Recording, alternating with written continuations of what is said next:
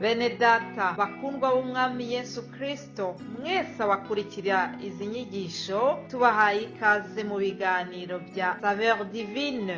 Ibi biganiro mu bitegurirwa n'abavugabutumwa bwiza batandukanye, akaba ari umuhamagaro ugendera ku ijambo ry'Imana byanditse mu gitabo cy'ubutumwa bwiza uko bwanditswe na Matayo ibice 24 umurongo wa 14. Kandi ubutumwa bwiza bw'ubwami buzigishwa mu isi yose ngo bube ubuhamya bwo guhamiriza amahanga yose, nibwo imperuka izahera ko ize. Ibi biganiro mubikurikira ku channel ya YouTube yitwa Saveur Divine. Tubifurije kugubwa neza. Imana Data ari nayo so ibaha umugisha.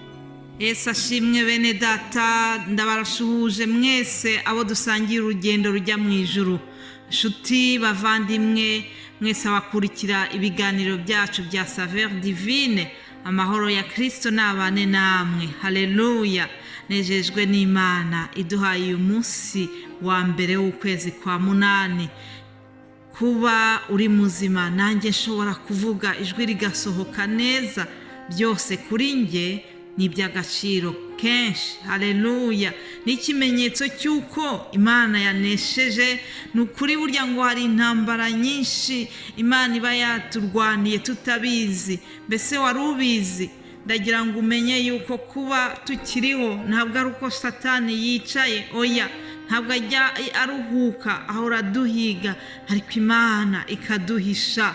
Reka twizamurire icyubahiro muri iki gitondo. Haleluya. Umuhanuzi Yesaya mu gice cye 43, Yesaya 43 ku murongo waho wa 4 abivuga neza cyane, akavuga ngo kuko wambereye inkoramutima kandi ukaba uwo kubahwa, nanjye nkagukunda, nicyo kizatuma ntanga ingabo nyinshi zigapfa ku bwawe. Haleluya. Hari ingabo nyinshi zapfuye ku bwawe nanjye, kubera ko Imana ikidufiteho umugambi. Reka tuyishimire muri iki gitondo. Haleluya. Hari n'ayandi magambo ari kumfasha cyane, nifuza yuko twasangira tukayafunguza iki cyumweru, ndetse tukinjira muri uku kwezi twatura aya magambo yo muri Zaburi 118. Haranditse ngo nimushimire Uwiteka yuko ari mwiza, kuko imbabazi ze zihoraho iteka ryose. Abisirayeli bavuge bati imbabazi ze zihoraho iteka ryose. Inzu y'aba Aroni ivuga iti imbabazi ze zihoraho iteka ryose. Abubaha Uwiteka bavuge bati imbabazi ze zihoraho iteka ryose. Ubwo nari mu mubabaro nambaje Uwiteka, Uwiteka aranyitaba, anshyira ahantu hagari. Uwiteka ari mu ruhande rwanjye, sinzatinya. Umuntu yabasha kuntwara iki? Uwiteka ari mu ruhande rwanjye, arantabara. Haleluya. Ndakwifuriza kugira ngo Uwiteka abe mu ruhande rwawe. Reka twongereho n'irindi jambo ryo mu Zaburi nanone ku murongo waho wa 14 haravuga ngo Uwiteka niwe mbaraga zanjye n'indirimbo yanjye, kandi yahindutse agakiza kanjye. Haleluya.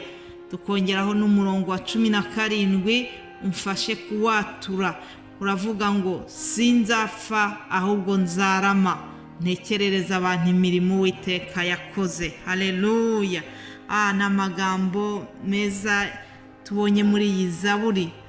Uwiteka niwe mwungeri wacu, Uwiteka niwe mbaraga zacu, Uwiteka niwe uduha imbaraga muri byose.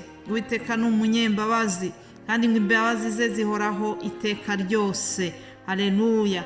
Uwiteka ngo ari mu ruhande rwacu. Uwiteka ndakwifuriza kugira ngo ahore mu ruhande rwawe, umwumve mu byo ucamo byose, mu ntambara zose waba uri kunyuramo. Ndakwifuriza kugira ngo Uwiteka aze abe mu ruhande rwawe, agutabare. Haleluya. Uwiteka ngo niwe mbaraga zacu. Ku murongo wa 14 niko twasomye, niwe mbaraga zanjye n'indirimbo yanjye, kandi yahindutse agakiza kanjye. Mbese Uwiteka yakubereye agakiza? Uyu munsi ndongera kukwifuriza ngo niba atari ko bimeze, ushakisha Uwiteka n'umutima wawe wose, kandi ijambo rindi rimbwira yuko umushakanye umwete aramubona, ngo nkunda abankunda kandi abanshakana umwete bazambona. Haleluya. Dawidi arongera aratura ngo sinzapfa ahubwo nzarama ntekerereze abantu imirimo Uwiteka yakoze. Bene da, ndagira ngo mbabwire yuko kurama kwacu intumbero yabyo ntabwo ari ukugira ngo dukomeze twinezeze muri ubu buzima, turye neza, tunywe neza, twambare neza. Oya, ahubwo niba Imana iduhaye kurama ni ukugira ngo tuzatekerereza abantu imirimo Uwiteka yakoze. Haleluya. Imana ishimwe cyane kuko impaye kurama. Ni ukuri mu mwaka wa 2016 narwaye kanseri, Imana irankiza. Kuba narakize iyo ndwara kuri njyewe numva ari uburame, ndaramye, kandi intego yanjye ni ukukomeza kwamamaza imirimo y'Uwiteka. Muri iyi myaka yose Imana yanyongereye, ndi mu nyongezo, ndayishimira, ntabwo nzarambirwa kubivuga. Imana ishimwe. Haleluya. Hanyuma ndongera kubashimira mwebwe mwese abashyigikiye uyu muhamagaro wa Saveur Divine. Ndabashimira cyane mwebwe mwese abavuga butumwa bitanga kugira ngo batange ijambo ry'Imana umunsi ku wundi. Ni ukuri ni iby'igiciro kugira ngo ubwoko bw'Imana bugaburirwe buri munsi n'abantu batandukanye. Ni nk'uko twaba tujya muri resitora zitandukanye buri munsi kandi tukarya kandi tukarira ubuntu. Haleluya. Nimuzamurire Imana icyubahiro kubw'ibyo ngibyo. Haleluya. Ndabashimira kandi mwebwe mwese abadusengera. Ndabizi neza yuko hari abasengera uyu murimo.